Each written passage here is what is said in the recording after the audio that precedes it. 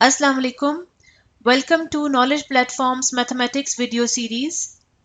इस वीडियो में हम ऐसी इक्वेशंस जैसे ax4 plus bx square plus c is equal to 0 को सॉल्व करने के लिए क्वाड्रेटिक फॉर्म का इस्तेमाल करेंगे।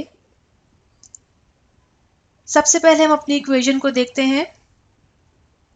इक्वेशन है ax power 4 plus bx square plus c is equal to 0। इस इक्वेशन में x की ज़्यादा से ज़्यादा पावर 4 मौजूद है। इसके अलावा x क्यूब और लीनियर टर्म यानी x वाली टर्म मिसिंग है। जैसा कि हम जानते हैं कि इन जनरल अगर किसी इक्वेशन की मैक्सिमम पावर n है तो उसके n रूट्स होने चाहिए, यानी सॉल्यूशन सेट में n आंसर्स होने चाहिए। इस हिसाब से क्योंकि इस इक्वेशन में ज़्यादा से ज़्यादा पावर 4 है, इसलिए इसके 4 रूट्स होने चाहिए। आइए इसको सॉल्व करते हैं।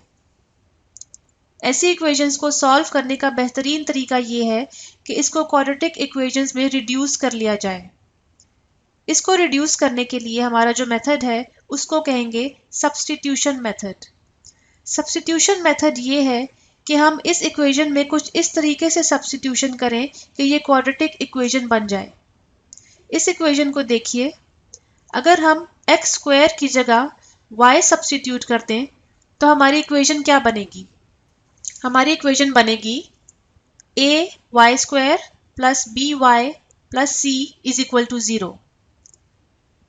ध्यान रखिए कि x स्क्वायर की जगह हमने क्योंकि y रखा है, इसलिए x 4 की जगह ऑटोमेटिकली y स्क्वायर बन जाएगा। इस इक्वेशन को आप देखिए, ये एक सिंपल क्वाड्रेटिक इक्वेशन है। सब्स्टिट्यूशन के लिए हम y की जगह कोई भी वेरिएबल इस्तेमाल कर सकते हैं, इससे कोई फर्क नहीं पड़ता। आइए अब इसको सॉल्व करने के लिए एग्जाम्पल देखते हैं। फर्स्ट कीजिए, हमारी इक्वेशन है 2x power 4 minus 9x square plus 4 is equal to 0। सबसे पहले स्टेप में हम देखेंगे कि हमारी सब्स्टिट्यूशन क्या होनी चाहिए। इस केस में सब्स्टिट्यूशन होगी x square is equal to y, यानी x स्क्वायर की जगह y सब्स्टिट्यूट कीजिए। स्टेप 2 में हम इस सब्स्टिट्यूशन को अपनी इक्वेशन में डालेंगे। ऐसा करने से हासिल होगा 2y square minus 9y plus 4 is equal to 0। ये एक सिंपल क्वाड्रेटिक इक्वेशन है।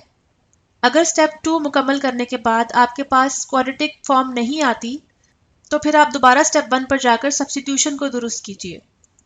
स्टेप 3 में हम इस क्वाड्रेटिक इक्वेशन को सॉल्व करेंगे, यानी 2y square minus 9y plus 4 is equal to 0 को। क्वाड्रेटिक इक्वेशन को सॉल्व करने के मेथड्स आप पहले पढ़ चुके हैं। इस इक्वेशन को सॉल्व करने से आपके पास दो लीनियर फैक्टर्स हासिल होंगे, 2y minus 1 into y minus 4। लिहाजा इसका मतलब ये हुआ कि या 2y minus 1 is equal to 0 है, जिसके हिसाब से y का आंसर आएगा 1/2, और या y minus 4 is equal to 0 है, इसके हिसाब से आंसर आएगा y इज इक्वल टू 4। लिहाजा सोल्यूशन सेट बनता है 1/2 और 4। लेकिन ये आपका फाइनल आंसर नहीं है क्योंकि ये सोल्यूशन सेट वेरिएबल y का है। अब हमें इस सोल्यूशन सेट को इस्तेमाल करके अपने ओरिजिनल वेरिएबल x की वैल्यू मालूम करनी होगी। स्टेप 4 में हम x की वैल्यू सब्स्टिट्यूशन स्टेप के जरिए मालूम करेंगे।